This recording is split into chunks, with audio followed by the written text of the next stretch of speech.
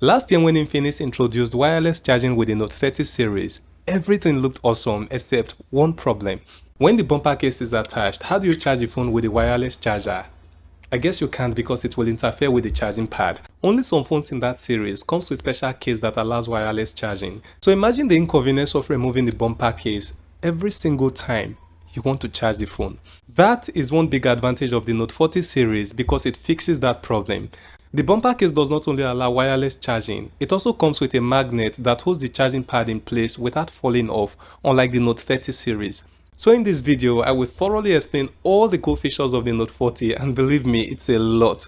But then I found something that I really don't like about the device and you should know about it. Stay with me to the end of the video and I will tell you what it is. So this is the Infinix Note 40, the base device in the series.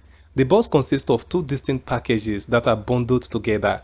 The first package contains a stylish wireless charging pad, while the second package houses the phone and its accessories. The accessories include a 45-watt charger, a Type-C cable, an earpiece, and the bumper case. Just like the Note 30, the Note 40 series have dual speakers produced by JBL. It has one microphone at the top and another microphone at the bottom of the phone. Here you will find the SIM tray and the charging port, or should I call it audio jack. Regarding the phone's design, it is quite appealing. It appears that Infinix has revamped the Note 30 model and incorporated multiple design elements to create the impressive Note 40 that we have today. So the device is superb, but don't be excited yet because we are just getting started. Some time ago I said that it would make sense if Tecno, Infinix and Itel carry out their own research and develop their own technologies. Guess what? Infinix is actually doing that. These guys went as far as designing a chip called Shita X1. I don't even care what this chip does. The fact that Infinix made their own chip, embedded it in the Note 40 and it worked, that is all that matters. That's all I need to be convinced that Infinix will do better in the future. But what is the function of this chip? I don't want to spend a lot of time talking about this chip because there are lots of other amazing things to talk about. But to simplify things, this is a 3-in-1 chip that monitors charging and battery. Before now, Infinix and its fellow partners in crime, Tecno and Itel, have a battery and charging optimizing software right inside the phone that helps monitor the battery's health. But softwares have their limitations. By designing a customized hardware chip, the phone can determine when the battery is too hot, then reduce the charging speed and keep the battery in good health. Take for example, you are playing a game and charging your batteries at the same time. This will naturally make the phone to be very hot. But the phone understands this, reduce the charging speed to keep itself cooler and save the battery some stress. The phone also supports wireless charging and reverse charging. So when I place the wireless charger at the back of the phone, it starts charging. But when I place my iPhone 11 Pro Max at the back of the Note 40, it charges the iPhone. Now here is the thing. How does the phone know when to activate wireless charging when I place the iPhone over the back of the phone? And how does it know when to revert back to normal charging when I place the wireless charging pad at the back of the phone? That's the second function of the Cheetah X1. Kudos to Infinix. If you are not already subscribed to my channel, today is a wonderful day to do so. Since the Infinix Note 40 and the Tecno Camon 30 have so many features in common, if you subscribe to my channel now and like this video, I will be sure to make more than the usual detailed comparison videos on both phones. I will be sure to add curry, pepper, Maggi, all the things you need to enjoy that video. So subscribe to this channel now and like this video as well. The second feature of this device that you will find amazing is the display. It's an AMOLED display of 1080 pixels in resolution and almost without bezels. The screen to body ratio is 94% with 120Hz refresh rate. It also houses an in-display fingerprint scanner that responds very fast with fine animation. But this is what really made sense to me. It has a huge 1300 nits peak display brightness, which means you can see on-screen contents even in the brightest of sunlight. Most phones in this price range usually ends up with 500 nits or 800 nits at most, so this is really bright. The touch sampling rate is 1500 Hz according to their website. If that is correct, then this is definitely a game changer for gamers. The highest touch sampling rate you will find on mid-range phone is usually within hundreds, so 1500 is huge. For the display, the Note 40 is a nice phone. On the camera, it has a 108 megapixel sensor for the main camera and a 32 megapixel sensor for the selfie camera. Virtually every feature you find on the Camon 30's camera is right here on the camera of the Note 40. Probably in a later video, I will make a detailed comparison on both phones. That will depend on whether you like this video and subscribe to my channel or not. The camera has what Infinix calls the lossless 3x hyper zoom. The main zoom range is 10x for the camera, and usually when you zoom in, you lose image quality. But the first 3x zoom of the camera doesn't lose much image quality as a normal camera would. This is a new feature for Infinix, and it is also available on the Tecno 30. The quality of images from the photo and portrait modes are perfect. You get detailed images that are not just sharp but close to natural. The focus of the camera works perfectly and is able to blur unwanted unwanted background. You have the option to adjust the focus manually or just allow the camera to detect your scene and auto blur your photos.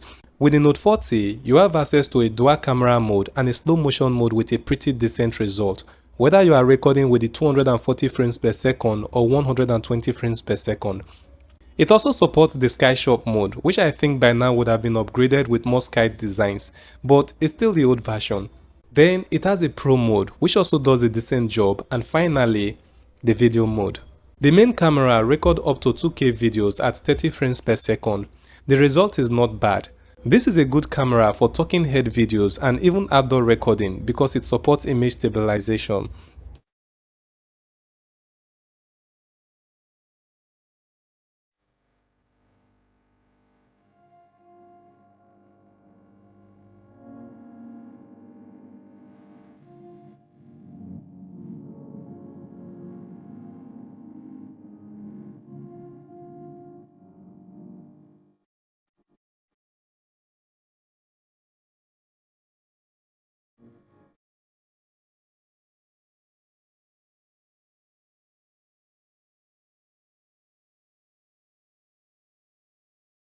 The only thing that I think is missing on this camera that would have made everything kind of complete is a macro lens. Even though personally I don't need a macro lens, but there might be some user that might need it for a specific reason. The front camera also takes great shots on both the photo and portrait modes. The focus strength is still commendable and can be used in various scenes. Images are well detailed and sharp. Because the phone is not designed with a front flashlight, the front camera relies on the brightness of the screen to take pictures in the dark. That is where the 1300 nits peak display brightness comes in. This is a picture I took in a very dark room, actually my studio, after turning all the lights off. The camera, without light from the screen, does a nice job to even brighten the picture up to this level. The room is like super dark. With the brightness from the screen, you can see that the picture looks so much better.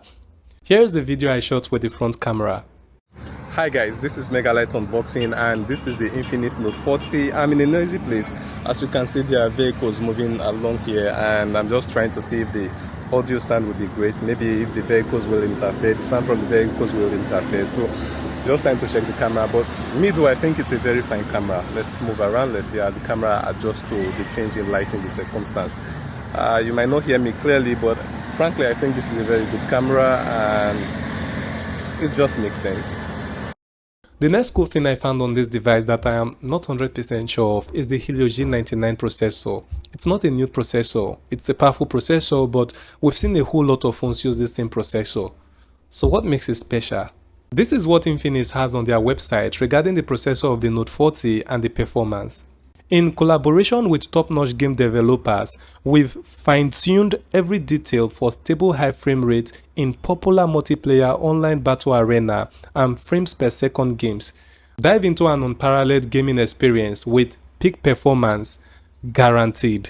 Sounds like these guys are super confident here. This might be a good news on the one hand and not so much of a good news from a different perspective. If they are real on this one, then the performance of the game, particularly playing games on this device, will be so much enjoyable. But why I think this may not be much of a good news is that they did not make any separate hardware chip like Cheetah X1 to boost the performance of the processor. They probably made some upgrades to the already existing X-Boost application on the phone, so even if the performance improves, it might not be that significant. One of the things that Infinix could have done in imitation of Tecno is to use the many layers of graphene cooling technology. If the phone ever gets cooked up, performance might not run slow. Just a little thought from my small head. I did play the eFootball game on the phone, and in the highest graphics settings and frame rate, it did not lag. Players respond to commands right on time as well. Other phones with the Helio G99 processor that I know of will lag when playing eFootball with the highest graphics settings. Whatever trick Infinix did on the processor really worked. With this, other games such as Vector and Call of Duty Mobile won't be a problem for the Note 40. There are lots of other great features on the Note 40. Folax, the AI assistant, got smarter, can translate, and can wake up when you simply say, "Hey Folax, will it rain today?" Yenagoa is cloudy today. The high is forecast as 31 degrees Celsius and the low as 23 degrees Celsius. There is now a new Smart Hub feature that allows you to drag pictures to the bottom part of the screen for temporary storage. This is different from floating windows. The Note 40 also supports text recognition. When you place your two fingers on the screen, the phone scans through the screen, isolate each word, and provide you with the option to either copy or translate any of the word you choose. So what is the one thing that this phone lacks, which is the downside of the phone? I already talked about the absence of a macro lens, which is not much of a problem, but where the problem really lies is in the IP rating.